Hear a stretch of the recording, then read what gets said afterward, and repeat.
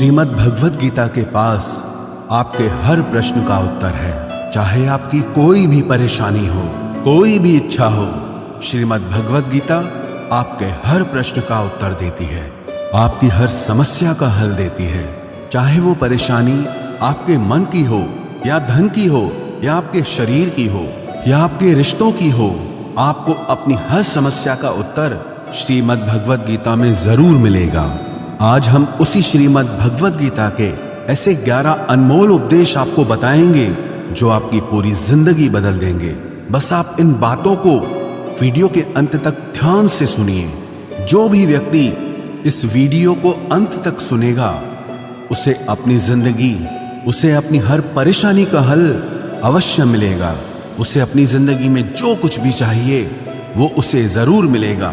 श्रीमद् भगवद गीता का सबसे पहला उपदेश यही है कि कोई अगर आपका अपना है या कोई आपसे बड़ा है तो उसका अपने प्रति गलत व्यवहार कभी भी सहन नहीं करना चाहिए। ये गीता का उपदेश हमारी जिंदगी से भी जुड़ा है। हम भी अपने मन की अधिकतर तकलीफों को ये सोचकर जिंदगी भर सहते रहते हैं कि ये तो मेरा अपना है, ये तो मेरा बड़ा है, इसको हम कैसे कुछ कह सकते हैं। हम अगर नहीं सहेंगे, कुछ कह देंगे तो हमारे रिश्ते ही खराब हो जाएंगे, हमारे रिश्ते ही समाप्त हो जाएंगे।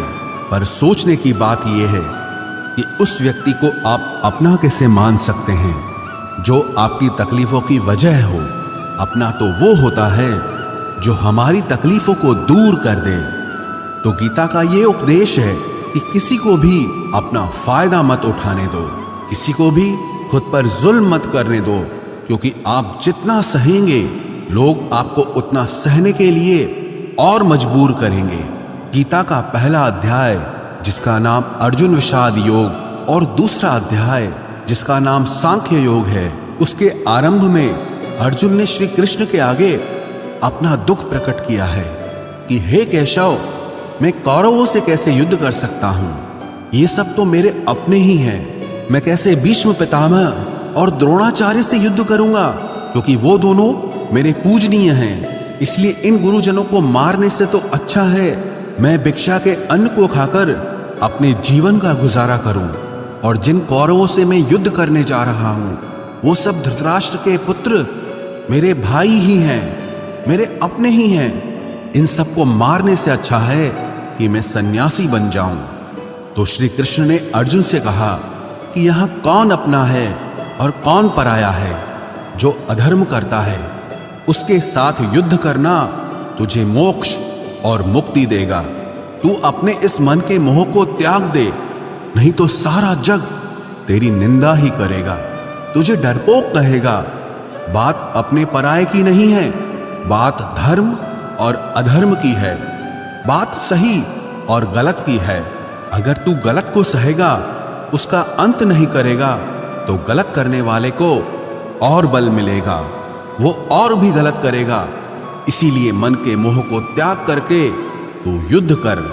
महाभारत की एक और कहानी भी है। जब अर्जुन के पुत्र अभिमन्यु की युद्ध में मृत्यु हो जाती है तब अर्जुन बहुत दुखी होता है, रोने लगता है। वो श्री कृष्ण से कहने लगा कि मेरा पुत्र अभिमन्यु मर गया है, मैं ये दुख बिल्कुल भी सहन नहीं कर सकता, मैं भी अपने आप को समाप्त कर लूंगा।